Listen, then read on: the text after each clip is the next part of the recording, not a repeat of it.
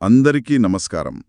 మనం ఈరోజు జూన్ 12, 2025న అహ్మదాబాద్లో జరిగిన ఆ ఎయిర్ ఇండియా విమాన ప్రమాదం గురించి మాట్లాడుకుందాం. మనందరినీ నిజంగా కలిచివేసిన సంఘటన అది. అవును, చాలా దురదృష్టకరం. లండన్ గాట్విక్కి బయలుదేరిన flight AI-171 Boeing 787 dream liner విమానం అది. టేకాఫ్ అయిన కొద్దిసేపటికే మేఘాని నగరలోని బీజే మెడికల్ కాలేజ్ హాస్టల్పై కూలిపోయింది. ఆ దృశ్యాలు, ఆ నల్లటి పొగలు చాలా భయంకరంగా ఉన్నాయి. నిజమే. మన దగ్గర ఉన్న సమాచారం ఆధారంగా ఈ విషాదం వెనుకున్న కొన్ని కీలక వివరాలు, దాని ప్రాముఖ్యత, ఇంకా దర్యాప్తు ఇప్పుడు ఏ దశలో ఉంది అనే విషయాలను కొంచెం లోతుగా చూద్దాం. సరే. ముందుగా ప్రమాద తీవ్రత గురించి మాట్లాడితే అది అసలు ఊహలకందని స్థాయిలో ఉంది. విమానంలో మొత్తం 242 మంది ఉన్నారు. అంటే 230 మంది ప్రయాణికులు, 12 మంది సిబ్బంది.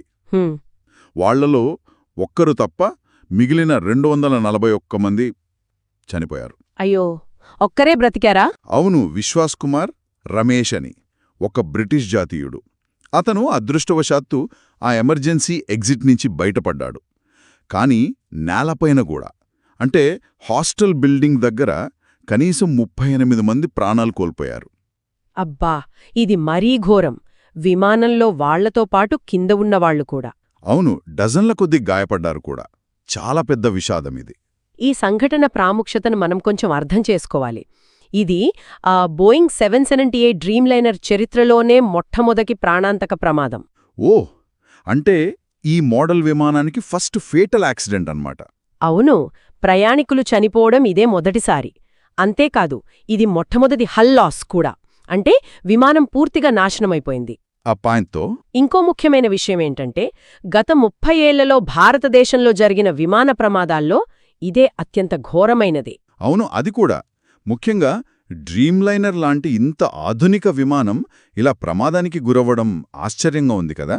నిజమే. ఎందుకంటే డ్రీమ్ లైనర్ని దాని టెక్నాలజీ కోసం, ఆ composite materials, fuel efficiency, electronic systems, వీటన్నిటి కోసం చాలా గొప్పగా చెప్పుకున్నారు. అవును.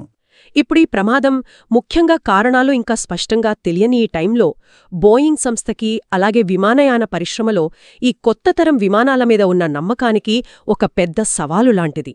ఇక మానవతా కోణం చూస్తే కెప్టెన్ సుమీత్ సబర్వాల్, ఆయన వయసు 56 ఏళ్లు.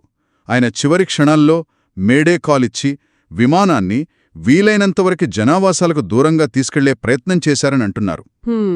విన్నాను. ఆయన్ని హీరోగా కూడా కొనియాడుతున్నారు. కానీ దురదృష్టవశాత్తు ఆయన ఇంకా కోపైలట్ ఇద్దరు కూడా ప్రాణాలు కోల్పోయారు.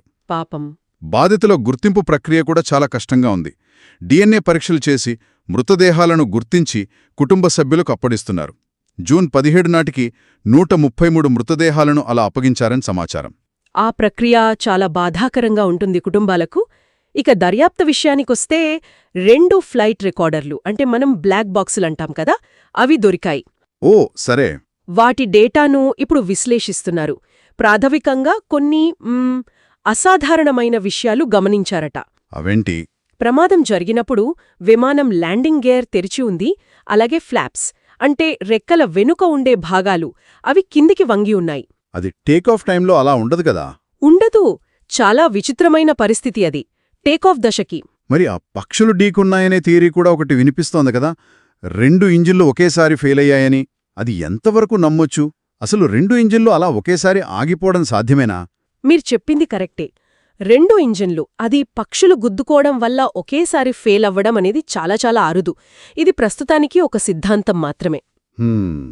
దర్యాప్తు బృందాలు అన్ని కోణాల్లోనూ చూస్తున్నారు. అందుకే మన DGCA, అంటే directorate general of civil aviation వాళ్లు ఎయిర్ ఇండియా పైలట్లు, డిస్పాచర్ల ట్రైనింగ్ రికార్డులు కూడా అడిగారు. ఓ, అంటే కేవలం ప్రమాదం గురించే కాకుండా మొత్తం సిస్టమ్ను కూడా చూస్తున్నారన్నమాట. అంతేగా, శిక్షణ ప్రమాణాలు, నిర్వహణ ఎలా ఉంది అని కూడా పరిశీలిస్తున్నారు. ప్రస్తుతానికైతే ప్రపంచవ్యాప్తంగా ఉన్న మిగతా బోయింగ్ 787 విమానాలను చెక్ చేస్తే పెద్దగా సమస్యలేవి కనపడలేదని అంటున్నారు. ఈ దర్యాప్తులో అంతర్జాతీయ సంస్థలు కూడా పాల్పంచుకుంటున్నాయనన్నారు కదా. అవును. దర్యాప్తు చాలా పారదర్శకంగా, సమగ్రంగా జరగాలని అమెరికాకు చెందిన NTSB, అలాగే యూకేకి చెందిన AAIB, ఈ 2 సంస్థలు మన అధికారులతో కలిసి పనిచేస్తున్నాయి. వీటికి ఇలాంటి దర్యాప్తులో చాలా అనుభవం ఉంది. మంచిదే. అందుకే దీనివల్ల దర్యాప్తు ఇంకా లోతుగా జరుగుతుంది. ఈ నేపథ్యంలో ముందు జాగ్రత్త చర్యగా ఎయిర్ ఇండియా కొన్ని 787 సర్వీసులను కూడా తాత్కాలికంగా ఆపేసింది. అంతే. ఈ ప్రమాదం వెనుక అసలు కారణం ఏంటి అనేది తెలియడానికి ఇంకా టైం పడుతుందన్నమాట. ఖచ్చితంగా దర్యాప్తు పూర్తి కావాలి. ఇది నిజంగా ఎన్నో కుటుంబాలకు తీరని దుఃఖాన్ని మిగిల్చింది. భారతదేశంలోనే కాకుండా విదేశాల్లో కూడా. నిస్సందేహంగా ఇది చాలా తీవ్రమైన విషాదం. మొత్తం మీద చూస్తే బోయింగ్ 787 మోడల్కు ఇది ఒక కీలకమైన, క్లిష్టమైన సమయం. దర్యాప్తు పూర్తయ్యే వరకు చాలా ప్రశ్నలు అలాగే ఉంటాయి. ఈ మొత్తం చర్చను ముగించే ముందు ఈ సంఘటన మనల్ని ఆలోచింపజేసే విషయం ఏదైనా ఉందా? ఏం నేర్చుకోవచ్చంటారు? బహుశా ఒకటి ఆలోచించాలి.